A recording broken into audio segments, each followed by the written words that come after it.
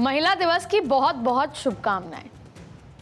वैसे तो साल में एक दिन 8 मार्च को हम हैप्पी विमेंस डे के जरिए महिलाओं को बधाई देते हैं, शुभकामनाएं देते हैं, महिला शक्ति को, उनके सशक्तिकरण की बात करते हैं, महिला शक्ति को प्रणाम करते हैं। व्हाट्सएप पे खूब मैसेज आते हैं और पूरे दिन आपको बधाइयाँ मिलती हैं। लेकिन सही मायने में एक महिला होने के नाते महिला के जीवन को समझते हुए, महिलाओं के बीच में काम करते हुए मुझे लगता है कि 365 दिन महिला के धैर्य को हर दिन प्रणाम करना चाहिए। लेकिन फिर भी महिला शब्द ही अपने आप में शक्ति को दर्शाता है, शक्ति है। और ये एक ऐसा मुद्दा है, महिला जब शब्द का नाम आता है तो लोगों के मन में अलग अलग विचार हैं। कभी और राजनीति, क्योंकि हम पॉलिटिकल कॉरिडोर में राजनीति का जिक्र करते हैं तो आज भी हम महिलाओं से जुड़ी राजनीति का जिक्र करेंगे। लेकिन मुझे याद आता है कि महिलाओं को इतना सा आगे बढ़ाते हैं तो वो इतना रिजल्ट देती हैं, इतना। तो आज हम उसी महिला सशक्तिकरण के मुद्दे पर उनको कितना आगे बढ़ाया गया या नहीं बढ़ाया गया तो भी उन्होंने कितना कमाल किया, उस पर चर्चा करेंगे। उस हालात पे चर्चा करेंगे कि अभी भी कितना और वक्त लगेगा महिलाओं को और आगे बढ़ाने में। तो ऐसे में देश में कई ऐसे सारे मुद्दे हैं जिन पर चर्चा होती है, जिसके इर्द गिर्द 8 दशक से देश की राजनीति घूम रही है। लेकिन उन सभी मुद्दों में नारी सशक्तिकरण, जिसका मैं जिक्र कर रही थी, तो नारी सशक्तिकरण का मुद्दा कमाल का है। हमने सोचा कि जब आज व्हाट्सएप पर इतने मैसेज आ ही रहे हैं तो नारी सशक्तिकरण पर ही बात कर ली जाए। और ये ऐसा मुद्दा है कि जिसे जब जब उछाला गया पूरी देश की राजनीति उसमें उलझ गई। इस मुद्दे के अलग अलग पैमाने हैं, स्तर हैं, और जिसे कभी आरक्षण के तौर पर परोसा जाता है तो कभी इसका इस्तेमाल फ्रीबीज और रेवड़ियों के जरिए चुनावी बिसात पर किया जाता रहा है। लेकिन नारी सशक्तिकरण के इसी मुद्दे के जड़ में आखिर है क्या, इसका सच क्या है? इससे आधी आबादी का सशक्तिकरण वाकई में हो रहा है या केवल वोट की राजनीति है? क्योंकि राजनीति में इसका इस्तेमाल की नीति और नियत दोनों पर ही सवाल खड़े होते आए हैं। क्या सियासतदान ये सोचते भी हैं कि इस मुद्दे के आसरे होगा क्या? ऐसे में सत्ता मिली तो वाह वाह है और नहीं मिली तो देखा जाएगा, मुद्दा तो जिंदा है। तो वहीं जनता भी कंफ्यूज है कि आखिर जो सरकारें आधी आबादी के नाम पर बड़े बड़े ऐलान करती हैं उसकी जमीनी वास्तविकता या हकीकत क्या है। फिर चाहे वो दिल्ली में महिलाओं के लिए 1000 रुपये महीना का दाव हो, पंजाब में महिलाओं के लिए मुफ्त बस सेवा का वादा हो, बिहार में महिलाओं के नाम पर शराबबंदी का ऐलान हो, या फिर मध्य प्रदेश में लाडली बहना योजना का नारा हो। सवाल है कि इससे बदला क्या? आधी आबादी को मिला क्या? आधी आबादी ने सियासतदानों को क्या क्या दिया ये तो नजर आ रहा है, लेकिन उस आधी आबादी को क्या मिला? क्या साल दर साल और चुनाव दर चुनाव मेरी आपकी जैसी करोड़ों महिलाओं ने राजनीतिक दलों के वोट बैंक में इजाफा किया, या अलग अलग सरकारों का हमारी सशक्तिकरण में कोई योगदान भी रहा? सवाल यह है कि नारी सशक्तिकरण आखिर राजनीतिक दलों के लिए क्या है? ये सिर्फ मुद्दा है, ये सोच है, या ये सिर्फ वोट है? एक पॉलिटिकल टूल है, एक राजनीतिक ब्रह्मास्त्र है, वोट बैंक के लिए एक मजबूत नारा है, या फिर एक साफ सुथरी नियत से महिलाओं को हर और हकूक की सच्ची सोच है? आज इसी को समझेंगे।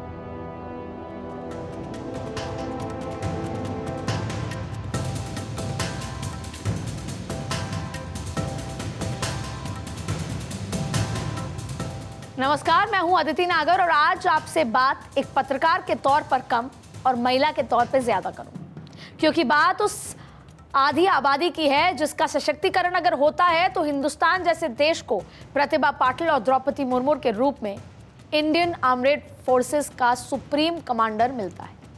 वहीं दशकों तक उपेक्षा का नतीजा है कि देश की सबसे बड़ी पंचायत में महिला की हिस्सेदारी आज भी महज 15% ही है।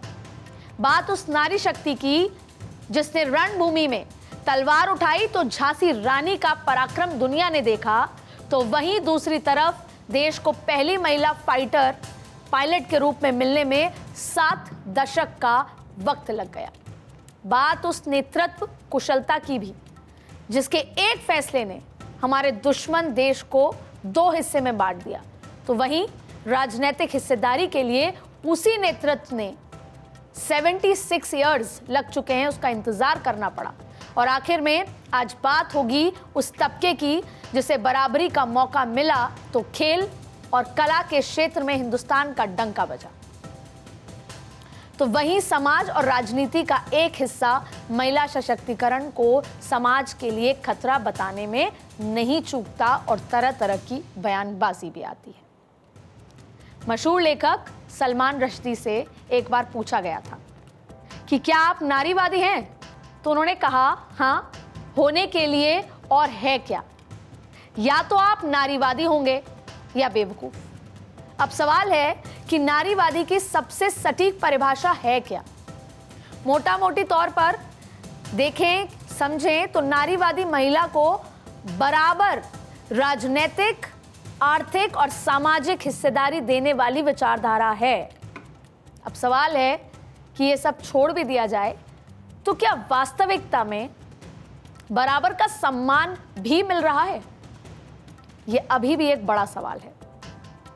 अब क्योंकि पॉलिटिकल बात है तो सवाल एक और है कि कोई सरकार महिलाओं को बराबरी का ये अधिकार कैसे दे सकती है। चर्चा तो होती है। स्वाभाविक है कि ये बदलाव एक दिन में तो नहीं लाया जा सकता और ना ही लाया जा चुका अभी तक। ना ही चंद योजनाओं के जरिए आधी आबादी को सशक्त किया जा सकता है, बल्कि राजनीतिक संरक्षण इसमें एक बड़ी भूमिका निभा सकती है। यही वजह है कि राजनीतिक बराबरी की बात निकल पड़ी है। कोई भी देश किस दिशा में जाएगा ये कौन तय करता है?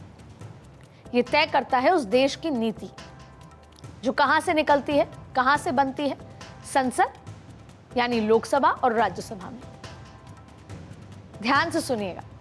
अब इसका मतलब साफ है कि नीति निर्धारण में आधी आबादी की जितनी हिस्सेदारी होगी, जो लॉ मेकर्स हैं, उसमें जितनी महिलाएं होंगी उतना सशक्तिकरण होगा महिलाओं का। महिला सोच समझकर जब लॉ बनाएंगी तो वो महिलाओं के पक्ष में बनाएंगी, जिससे महिलाओं सशक्त हो सके, उनके लिए आसानी हो सके जीवन। ऐसे में हिस्सेदारी की बात है तो सशक्तिकरण की दिशा में आधी आबादी उतना ही मजबूत होगी अगर लॉ मेकर बन सकेंगी। और अब यहाँ सवाल है कि इसके लिए अब तक क्या क्या किया गया। संविधान बनाने वाली कॉन्स्टिट्यूएंट असेंबली में 389 मेंबर्स थे, जबकि उसमें महिलाओं की संख्या महज 15 थी, मतलब 4% से भी कम।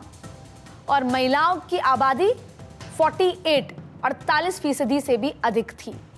अब आज की बात करते हैं। आज लोकसभा में महिलाओं की हिस्सेदारी 15% है, राज्यसभा में 13% है, जबकि देश की महिलाओं की आबादी 48% से अधिक है। यहाँ एक बार इतिहास के पन्ने को पलटना बेहद जरूरी है। तारीख थी 9 दिसंबर 1946, 9 दिसंबर 1946। भारत की संविधान सभा का उद्घाटन सत्र कॉन्स्टिट्यूशन हॉल वहां पर बुलाया गया, जो मौजूदा दौर में पुराने संसद भवन का सेंट्रल हॉल अब माना जाता है। उस दिन सरोजिनी नायडू पूरी सभा में एकमात्र महिला थी, जो राष्ट्रपति मंच के सामने उपस्थित लोगों में पहली पंक्ति में बैठी थी। एकमात्र महिला। उस वक्त के बाद 12 दिसंबर 1996, 12 दिसंबर 1996 में पहली बार महिला आरक्षण बिल संसद में पेश हुआ, लेकिन पास नहीं हो सका। उस समय भारत में एच.डी. देवेगौड़ा की सरकार थी।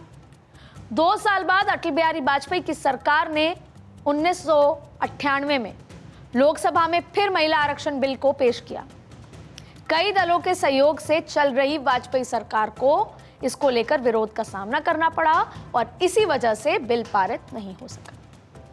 लेकिन इसके बाद फिर से वाजपेयी सरकार ने 99 में, 2002 में, 3 में, 4 में बिल पारित कराने की कोशिश की, लेकिन सफल नहीं हुई। वजह गठबंधन वाली सरकार, कमजोर सरकारें, बड़े पैमाने पर इसको लेकर राजनीतिक दलों में असहमति, तरह तरह की बातें, या ये कहें कि तरह तरह के हथकंडे, तरह तरह के डिस्टर्बेंस। अब बीजेपी सरकार जाने के बाद 2004 में कांग्रेस के नेतृत्व में यूपीए सरकार सत्ता में आई। डॉक्टर मनमोहन सिंह प्रधानमंत्री बने। यूपीए सरकार ने 2008 में इस बिल को 108वें संविधान संशोधन विधेयक के रूप में राज्यसभा में पेश किया, जहां यह बिल 9 मार्च 2010 को भारी बहुमत से पारित हो गया। विपक्ष में बैठी बीजेपी, वाम दलों और जेडीयू ने बिल का समर्थन किया था। लेकिन अब समझिए कि किस राजनीति इसमें अड़ंगा बनी, कैसे राजनीति इसमें अड़ंगा बनी। राज्यसभा में पेश होने के बावजूद यूपीए सरकार ने इस बिल को लोकसभा में पेश नहीं किया। इसका विरोध करने वालों में सपा, समाजवादी पार्टी, राष्ट्रीय जनता दल शामिल थी, जो सरकार में यूपीए के साथ थी, और फिर इसको लोकसभा में पेश नहीं किया गया। कांग्रेस को डर था कि अगर उसने बिल को लोकसभा में पेश किया तो उसकी सरकार खतरे में पड़ सकती है, अर्थात सरकार गिर सकती है, अर्थात सत्ता ज्यादा जरूरी है, रिफॉर्म्स नहीं। साल 2014 लोकसभा भंग होने के बाद यह बिल अपने आप खत्म हो गया, क्योंकि राज्यसभा में पारित हुआ, लोकसभा में पेश नहीं हो पाया, डर था सरकार गिरने का। अब यहां आपको कुछ पॉलिटिकल स्टेटमेंट जानने भी जरूरी हैं कि हम नारी सम्मान, सशक्तिकरण की बात करते हैं, लेकिन आप सुनिए कि पॉलिटिकल लोग क्या सोचते हैं। आप समझ पाएंगे कि नारी सशक्तिकरण को लेकर हम राजनीतिक नियत पर क्यों लगातार सवाल खड़े करते हैं। शरद यादव ने इस बिल को लेकर कहा था, कौन महिला है कौन नहीं, केवल बाल कटी महिलाएं स्वीकार नहीं। तो मुलायम सिंह यादव ने कहा कि इसका फायदा केवल बड़े घरों की लड़कियों और महिलाओं को मिलेगा, हमारे गांव की गरीब महिलाओं को नहीं, क्योंकि गरीब महिलाएं आकर्षक नहीं होती। तो वहीं लालू प्रसाद यादव ने महिला आरक्षण को सामाजिक न्याय की ताकतों के लिए गंभीर खतरा करार दे दिया। तो ओवैसी उन्होंने भी एक बयान दिया, उन्होंने कहा कि इसे मुस्लिम विरोधी ये बिल को करार कर दिया। अब ऐसी स्थिति में आप सोचिए जरा कि जिस आधी आबादी से चुनावी मौसम में घूम घूम कर पॉलिटिकल लीडर्स चुनाव में वोट मांगते हैं, और अगर समझाएं तो अपनी पॉलिटिकल रोटियां सेकते हैं उनका जिक्र करके, जिस आधी आबादी को कभी सुरक्षा, कभी सिलेंडर, कभी नौकरी, कभी मुफ्त बस सेवा का भरोसा देकर राजनीतिक दल चुनाव में जीत और हार का गुणा भाग भी करते हैं, जिस आधी आबादी को दिए गए सौगातों की सियासी सीढ़ी बनाकर अलग अलग दल सत्ता का सुख भोगने की ख्वाहिश रखते हैं, जब बात उस आधी आबादी की हो, उसकी राजनीतिक हिस्सेदारी की आती है, तो तरह तरह के सवाल खड़े करने लगते हैं। ऐसे में ये नहीं कि संसद में महिलाओं की हिस्सेदारी का आंकड़ा नहीं बढ़ा हो, बड़ा है, लेकिन जो अनुपात है और जो जिसे बोलते हैं स्पीड है, वो बहुत कम रही है, क्योंकि नीयत साफ नहीं थी। सवाल है कि इसके पीछे की सुस्त रफ्तार की वजह क्या है और इसके लिए जिम्मेदार कौन है। बीते तकरीबन 8 दशकों में महिलाओं की जिंदगी में सामाजिक तौर पर सुधार आए हैं, लेकिन वो महिलाओं की खुद की विल रही है, क्योंकि वो खुद रोज लड़कर अपनी जिंदगी बिता रही हैं। कभी समाज से लड़ती हैं, कभी घर से लड़ती हैं, कभी दफ्तर से लड़ती हैं, और वो आगे बढ़ रही हैं। तो अगर ये सामाजिक सुधार की हम बात करते हैं तो उसकी सबसे बड़ी जिम्मेदार खुद महिलाएं हैं कि वो रोज लड़ती हैं जंग और फिर आगे बढ़ रही हैं। आज महिलाएं हर वो काम कर रही हैं जो आज से तकरीबन 2 दशक पहले असंभव सा दिखता था। फिर वो फ्लाइट, प्लेन उड़ाने की बात हो, ये आसान है कि सड़कों पर जब कोई महिला गाड़ी चलाती है तो कह दिया जाता है अरे ठीक से नहीं चला रही, महिला ही होगी। ये कहना आसान है, लेकिन जब फ्लाइट प्लेन उड़ाती है तो फिर तारीफ हो जाती है, क्योंकि वो अपनी खुद की इच्छा शक्ति से कर लेती है सब। बड़े व्यापार संभाल लेती हैं। आईटी और सॉफ्टवेयर के फील्ड में महिलाओं की संख्या बढ़ रही है। खेल के मैदान में उभरने वाली प्रतिभाएं हो, कला और सिनेमा में अभिनेता के मुकाबले अभिनेत्रियों की संख्या हो, मीडिया जगत में बड़े चेहरों की बात हो, वैज्ञानिक या डॉक्टर्स हो, या स्टार्टअप हो, या ब्यूरोक्रेसी में महिलाओं का बढ़ता ग्राफ हो। और यही आंकड़ा आज हमारे सवाल के जड़ में है कि अगर महिलाएं सब कुछ कर सकती हैं, अगर हर सेक्टर में महिलाओं की हिस्सेदारी की रफ्तार तेज रही, तो इतने सालों तक राजनीति में महिलाएं की जो जितनी भी महिलाओं की जब हम अनुपात और हिस्सेदारी की बात करते हैं तो उस रफ्तार में कमी क्यों थी, बढ़ोतरी क्यों नहीं आई? क्योंकि जैसा मैंने आपको बोला, हर सेक्टर में महिलाएं आगे बढ़ रही हैं, तो क्षमताओं पर तो सवाल हो ही नहीं सकता। तो ऐसी स्थिति में जब राजनीति में हिस्सेदारी की रफ्तार कम रही, तो ये तो कहीं ना कहीं मंशा की और नियत की कमी है, और जिससे उसे बढ़ाना चाहिए। अगर मंशा होती, केवल वोट मांगने की बात नहीं होती, तो आज रफ्तार, आंकड़े कुछ और ही कहते। नारी शक्ति वंदन अधिनियम ये कोई सामान्य कानून नहीं है। ये नए भारत की नई लोकतांत्रिक प्रतिबद्धता का उद्घोष है। ये अमृतकाल में सबका प्रयास से विकसित भारत के निर्माण की तरफ बहुत बड़ा, बहुत मजबूत कदम है। अब आपको 1951 से अब तक लोकसभा में महिलाओं की हिस्सेदारी के आंकड़े बता देते हैं। आंकड़ों से तस्वीर ज्यादा साफ नजर आती है। 17वीं लोकसभा में आधी आबादी की हिस्सेदारी के आंकड़े हैं। 2009 में यह आंकड़ा पहली बार 10% तक पहुंचा था, लेकिन 17वीं लोकसभा में यह आंकड़ा सबसे अधिक यानी 14.32% हुआ, लगभग 15%। यह आंकड़ा अपने आप में बताने के लिए काफी है कि महिलाओं की भागीदारी सदन में कितनी कम रही।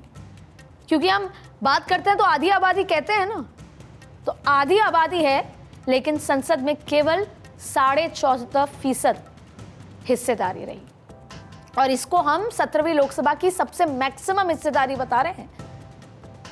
तो जितनी होनी चाहिए थी उतनी नहीं हुई, और ना अब तक, ना पहले हुई, ना अब तक हो पाई। अब आपको कुछ विकसित देशों के बारे में भी बताते हैं कि विकसित देशों के संसद की तस्वीर में क्या आंकड़े हैं, जिससे आपको साफ होगा कि आखिर हम राजनीति में महिला सशक्तिकरण की बात क्यों कर रहे हैं। स्वीडन में 46%, नॉर्वे में 46%, साउथ अफ्रीका में 45%, ऑस्ट्रेलिया में 38%, फ्रांस में 38%, जर्मनी में 35%, यूके में 35%, कनाडा में 31%, यूएस में 29% महिलाएं हैं। आपको स्क्रीन पर भी आंकड़े नजर आ रहे हो। और 17वीं लोकसभा में भारत में 14.32। तो इस आंकड़े आपको काफी कुछ कहेंगे। ऐसी स्थिति में अब तक हमने आपको ये पूरा तस्वीर दिखाई कि कैसे महिला आरक्षण बिल को राजनीतिक दलों में कई दशकों तक लटका के रखा, बयानबाजी हुई और वोट मांगते रहे। कैसे इसका विरोध हुआ और कैसे तमाम सेक्टर तेजी से बढ़ती महिलाओं की हिस्सेदारी राजनीति में नहीं बढ़ पाई। अब बात आधी आबादी के नाम पर होने वाली सियासत की कर लेते हैं।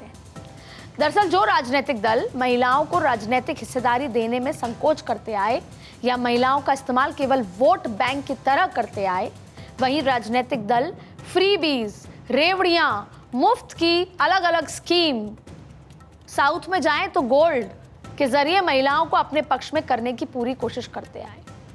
अच्छा, एक बात साफ है, आप महिलाओं को इतना सा देंगे ना तो वो पलट के आपको इतना देंगी, आप कुछ भी दीजिए। अब ऐसी स्थिति में राजनीतिक हिस्सेदारी अगर आपने दे दी तो वो अपने पैरों पे खड़ी हो जाएंगी। तो ये सोचते हैं कि कुछ थोड़ा थोड़ा दे दिया जाए, इतना काफ़ी है, मुफ्त में दे दिया जाए। लेकिन महिलाओं को मुफ्त में कुछ नहीं चाहिए, महिलाओं को केवल बराबरी का सम्मान चाहिए। ये जो मुफ्त की चीज़ें आप दे रहे हैं वो खुद कर लेंगी, लेकिन जो बराबरी का राजनीतिक सम्मान या हिस्सेदारी है वो इतने दशकों तक तो नहीं मिला आज़ादी के बाद। मौजूदा दौर की बात करें तो देश के अलग अलग हिस्सों में अलग अलग पार्टियों की सरकार ना केवल चुनाव से पहले ऐसी योजनाओं का शगुफा छोड़ती हैं हर एक राजनीतिक दल, बल्कि कार्यकाल में रहते हुए भी कई ऐसे ऐलान कर देती हैं जिसके जरिए वोट बैंक के बड़े हिस्से को अपनी तरफ किया जा सके। और आप गांव में जाएंगे ना तो महिलाएं इसलिए वोट देना चाहती है, पसंद करती है कि बैंक का खाता मेरे नाम पर खुल गया। इसलिए मैं कहती हूं आप इतना सा सम्मान दें, वो पलट के आपको इतना सम्मान देंगी। सबसे पहले बात पंजाब की कर लेते हैं। इस हफ्ते पंजाब में बजट पास किया गया जिससे भगवंत मान सरकार ने महिलाओं के लिए फ्री बस सेवा का ऐलान करते हुए 450 करोड़ का प्रावधान किया गया। अब आइए दिल्ली, पर उससे पहले फ्री बस सेवा। क्या आज के दौर में जहां महिलाएं प्लेन उड़ाती हैं, ना जाने क्या कुछ कर रही हैं, उनको फ्री बस सेवा चाहिए या बराबरी का सम्मान चाहिए? कितना बड़ा न्याय है फ्री बस सेवा, या एक लॉलीपॉप है, दिखा दी और वोट ले लिया? दिल्ली की कर लेते हैं बात। यहां की केजरीवाल सरकार ने हर महीने हर महिला के लिए 1000 रुपए का ऐलान किया। हिमाचल प्रदेश में भी कांग्रेस सरकार इंदिरा गांधी प्यारी बहना सुख सम्मान निधि से 18 साल से अधिक उम्र की महिलाओं को हर महीने 1500 रुपए देगी। वहीं कर्नाटक में गृह लक्ष्मी योजना चल रही है, जहां गरीब परिवार की महिला मुखिया को हर महीने 2000 रुपए देने का काम चल रहा है। मध्य प्रदेश की बात करते हैं तो राज्य में लाडली बहना योजना से महिलाओं के खाते में 1250 रुपए हर महीने दिए जाएंगे। और यही लाडली बहनों ने मध्य प्रदेश में भाजपा को छप्पर फाड़ कर जीत दिलाई। इस योजना का असर हमने, जैसा मैंने कहा, विधानसभा चुनाव में देखा। छत्तीसगढ़ में महतारी वंदन योजना से 21 वर्ष से ऊपर की महिलाओं को हर महीने 1000 रुपए देने की योजना चला चुके हैं, वो चलाने वाले हैं, इस बात की चर्चा है। तमिलनाडु में भी 1000 रुपए हर महीने महिलाओं को दिए जा रहे हैं। अब कुछ ऐसी ही पश्चिम बंगाल में भी है, जहां लक्ष्मी भंडार योजना में महिलाओं को 1000 रुपए हर महीने दिए जा रहे हैं। वहीं बिहार की बात करें तो महिलाओं को लुभाने के लिए नीतीश कुमार ने शराबबंदी का ऐलान करवाया और बड़े राजस्व में घाटे के बावजूद किसी भी राजनीतिक दल में शराबबंदी को खत्म करने का ऐलान करने की हिम्मत नहीं थी, क्योंकि सभी दलों को मालूम है कि इससे महिलाओं में नाराजगी संभव है, जिसका नुकसान उन्हें चुनाव में भुगतना पड़ सकता है। बहुत अच्छा है, वो लखपति बनेगी, इंडिपेंडेंट हो जाएंगी, उससे घर और भी आबाद होगा। हम उम्मीद करेंगे कि वो नरम रहेंगी, ये ना हो कि फिर शादियां टूट जाएंगी। ये नहीं होना चाहिए, क्योंकि आजकल की हालत तो वैसी हो रही है कि शादी ज़्यादा देर चलती नहीं है। उसकी तरफ भी हमें ध्यान देना चाहिए कि कैसे घर चलें, घर आबाद रहें, शादियां आबाद रहें, ये ज़रूरी है। मैं ये नहीं कह रही कि ये सब जो सरकारें कर रही हैं ये ठीक नहीं है, ये सब ठीक है। बच्चियों को पढ़ाना, 1000 रुपए मिलना, लेकिन क्या ये काफी है? क्या इतनी क्षमता जो महिलाओं में कूट कूट कर है, उसके लिए महीने के 1000 रुपए, 1250 रुपए काफी हैं? उनकी क्षमताएं बहुत ज्यादा हैं, शायद आप नाप भी न पाएं उतनी ज्यादा। तो मुफ्त में 1000 रुपए महीने के, 1200 रुपए दे देना क्या देश की आधी आबादी के लिए काफी है? क्या बस में फ्री सर्विस दे देना देश की आधी आबादी के लिए काफी है? ये एक बड़ा सवाल है। तो एक बार फिर सवाल उन सियासतदानों से, समाज के विचारकों से, नीति निर्धारण करने वाले अधिकारियों से कि क्या केवल ऐसी योजनाओं से आधी आबादी का सशक्तिकरण संभव है, भविष्य सेफ है? हम ऐसा बिल्कुल नहीं कह रहे, जैसा मैंने पहले भी कहा, कि इन योजनाओं का लाभ किसी को नहीं मिलता। लाभ है। ऐसा बहुत बड़ी आबादी है जिनके लिए सरकार की ये योजनाएं काफी मददगार साबित हुई हैं। लेकिन लॉन्ग टर्म में देखा जाए तो क्या उस शक्ति को कहीं ना कहीं खोखला भी करता है, जिसकी ताकत राष्ट्र के निर्माण में आज एक बड़ी कड़ी साबित हो रही है, अहम भूमिका साबित होती है। और इतना ही नहीं, सवाल महिलाओं को लेकर लागू की गई योजनाओं के पीछे नियत का है कि महिलाओं को डिपेंडेंट बनाना है या सशक्त बनाना है। महिलाओं को, एक बार फिर सवाल, डिपेंडेंट बनाना है या अपने पैरों पर खड़ा करना है। क्योंकि यह बात आज जग जाहिर है कि अलग अलग या कहें तकरीबन सभी राजनीतिक दल इन योजनाओं के जरिए उस वोट बैंक को अपनी ओर खींचने की कोशिश कर रहे हैं। और ये बात आप मानते हैं, और कहीं ना कहीं ये बात महिला भी जानती है। अब उससे होगा क्या, जिससे उनकी राजनीतिक महत्वाकांक्षाएं आसानी से पूरी हो सके। बस उतना ही देना है जितना हर बार देते आए हैं, थोड़ा बढ़ा देंगे, जिससे हर बार की तरह इस बार भी वोट मिलता रहे और राजनीति की उस कुर्सी पर सत्ता में काबिज रहे। अब ऐसा भी नहीं है कि महिलाओं की स्थिति में हिंदुस्तान में बदलाव नहीं आया, लेकिन मुझे ऐसा लगता है कि उसमें महिलाओं की खुद की सोच, खुद की जिद, खुद का जज्बा, लड़ने की ताकत और खुद के लिए अच्छा भविष्य बनाने की विल पावर ज्यादा थी, ना कि राजनीतिक सोच थी। आजादी के पहले राजा राम मोहन रॉय, ईश्वर चंद विद्यासागर और ज्योतिराव फूले जैसी शख्सियतों ने कई आंदोलन चलाकर महिलाओं की जिंदगी में व्यापक बदलाव लाए हैं। सावित्रीबाई फूले ने 1848 में पहली बार लड़कियों के लिए स्कूल की स्थापना की। और बहुत ज्यादा नहीं है, पीछे जरा सा आप जाएंगे, तब तक भी भ्रूण हत्या, बच्चियां हुई हैं तो तब तक भी कम उम्र में शादी, दहेज, महिलाओं को बोझ, उनको ही खाना बनाना आना चाहिए, पढ़ाई की जरूरत नहीं है, ये होता आया है। 1917 में एनी बेसेंट कांग्रेस की पहली महिला अध्यक्ष बनी। 1936 में सरला ठकराल एयरक्राफ्ट उड़ाने वाली पहली महिला बनी। 1947 में अमृता कौर आजाद भारत की पहली कैबिनेट मंत्री बनी। 1966 में इंदिरा गांधी के रूप में देश को पहली प्रधानमंत्री मिली। 1970 में कमलजीत सिंधु ने एशियन गेम्स में देश के लिए मेडल लेकर आई। 1972 में किरण बेदी के रूप में देश को पहली महिला आईपीएस अधिकारी मिली।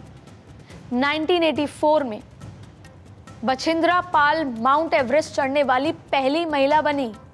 1989 में एम फातिमा बीवी सुप्रीम कोर्ट की पहली महिला जज बनी।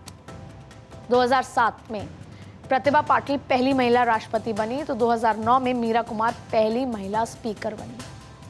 2014 में एक व्यापक बदलाव आया भी और पहली बार केंद्रीय मंत्रिमंडल में 7 महिलाएं मंत्रियों को शामिल किया गया, जिनमें 6 कैबिनेट मंत्री बनी।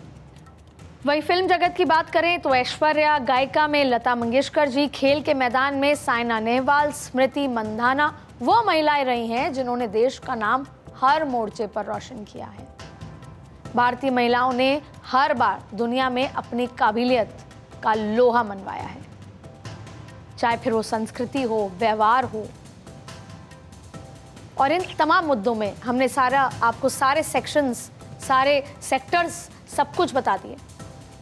तो महिलाओं को किसी भी स्थिति में कम आंक कर राजनीतिक हिस्सेदारी ना देने की मंशा रखना कितना बड़ा पाप है, सालों से चला आ रहा है।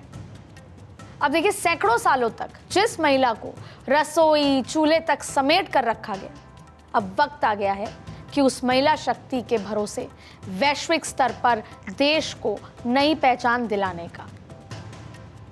अब मैं आपसे शुरुआत में कहा था कि आज आपसे एक पत्रकार के तौर पर नहीं, महिला के तौर पर बात करूंगी, क्योंकि एक महिला के तौर पर मैं इस बात को समझती हूं कि हर किसी के जीवन में महिलाओं की हिस्सेदारी बहुत बड़ी है।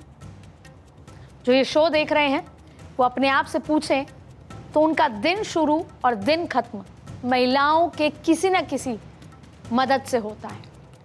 फिर चाहे वो महिला हो या पुरुष हो, जरा सोचिए कि जन्म से लेकर अब तक क्या आप महिलाओं के बिना अपने जीवन की कल्पना कर सकते थे?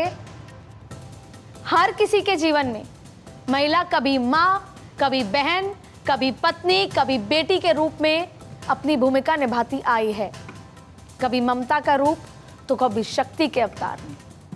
तमाम चुनौतियों के बावजूद भी महिलाओं ने इतिहास के पन्ने में अपने आप को हमेशा साबित किया है, हमेशा। लेकिन जिस नारी वंदन बिल के जरिए महिलाओं को नीति निर्धारण में, लॉ बनाने में, नीति निर्धारण के मोर्चे पर सशक्त बनाया जा सकता है, उसके पीछे की राजनीतिक नीयत को लेकर सवाल है। दरअसल इस अधिनियम को लागू करने के लिए भी अभी 2 शर्तों को पूरा करना बाकी है।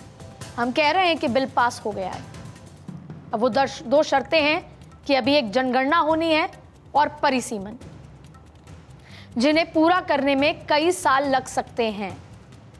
तो नारी शक्ति वंदन अधिनियम के मुताबिक महिला आरक्षण कानून आगामी जनगणना के बाद लागू होगा और कानून बनने के बाद होने वाले जनगणना के बाद ही आरक्षण लागू करने के लिए नए सिरे से परिसीमन होगा।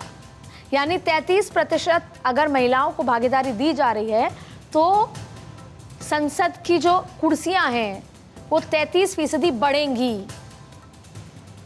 तब जाके लागू होगा। जनगणना के अनुपात में बहुत दूर, बहुत लंबा सफर है। इसीलिए राजनीति में आधी आबादी की हिस्सेदारी का सफर अभी बहुत लंबा है। माना जाता है बिल पास हो गया और सफर नजदीक है, मंजिल पास है, लेकिन मंजिल बहुत दूर है। जो 2 शर्तें हैं उनको पूरा करने में अभी सालों लग सकते हैं। और यही वजह है कि हमारे और आपके, हम सभी के जीवन में कभी देवी, कभी जननी, कभी ममता की साक्षात मूर्त की भूमिका निभाने वाली नारी शक्ति के सशक्तिकरण की नीति केवल कागजों में ही नहीं बल्कि नीयत में भी साफ दिखनी चाहिए। और इस नारी वंदन अधिनियम को जल्द से जल्द धरातल पर उतारकर साबित किया जा सकता है और बार बार अलग वजहें गिनाकर महिला आरक्षण बिल को लटकाने वाले राजनेताओं के लिए ये जरूरी है कि वो आईना साफ करने की जगह अपने चेहरे पर लगे धूल को हटा लें।